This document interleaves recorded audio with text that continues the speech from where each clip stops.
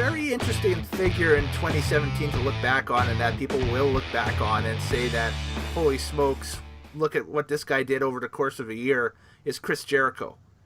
Because beginning of the year with WWE, he had that fantastic tag team pairing with Kevin Owens that led to that awesome split, the Festival of Friendship in Las Vegas, which was one of the best betrayal angles I have ever seen for a tag team ever.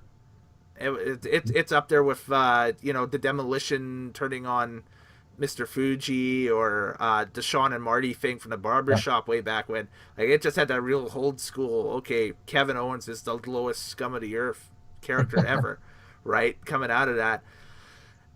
And you would think that would be for the Universal title, but instead they go to Fastlane and they fast track it to Goldberg so he could fast track it at Mania to Brock Lesnar, who only wrestles once in a blue moon if the moon is out and werewolves are out on his ranch and howling at it or something, you know?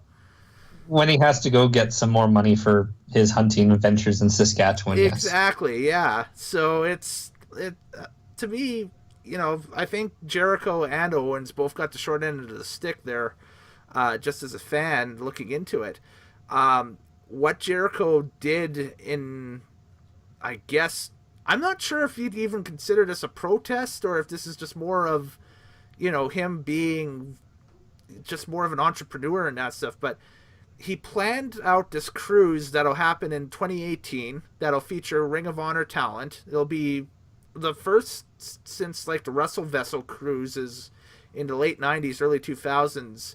To involve wrestling and wrestling on a boat with like a major company. This time Ring of Honor, I should say. And then on top of that, he goes to New Japan and he books himself for the main event. Well, it's not the main event of Wrestle Kingdom, but it in our opinion here in North America, it's the North America main event between him and Omega for the U.S. title. Mm-hmm. And it's one of I'll propose something to you here, Morehouse. Do you think Jericho's doing this out of spite that he wasn't in the main event spot, him and Owens, with this real hot angle at the beginning of the year at WrestleMania?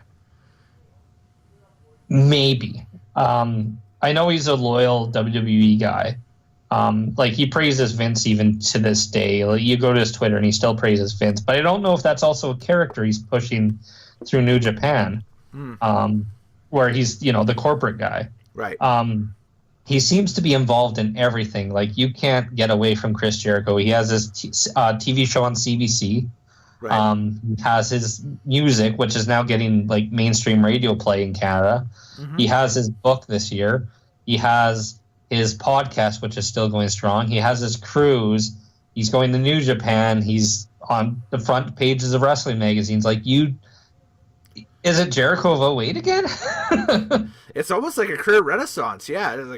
10 years later, right? So yeah, it's insane, yeah, for sure. He'll be an interesting figure to watch in 2018 for sure coming out of this. I think he had a phenomenal 2017, but I think that, the sky's the limit, especially if this Jericho Omega thing tracks to where we think it'll track, with a huge match popping the crowd in Tokyo, and then maybe a rematch on the cruise, in October. Yeah, you could have the Wrestle Kingdom match, you can have the cruise match, and maybe they do one more at Final Battle and they carry it over the whole pretty much Japan, North America globe there. That would be insane. That, just thinking about it just boggles the mind. But that's what Chris Jericho does, is he boggles your mind, right? Yeah, he keeps you guessing. Part of me is annoyed with him just because it's so much Jericho lately. But he's a Hall of Famer. He's an first ballot Hall of Famer. There's nothing you can say bad about him career-wise, personality-wise.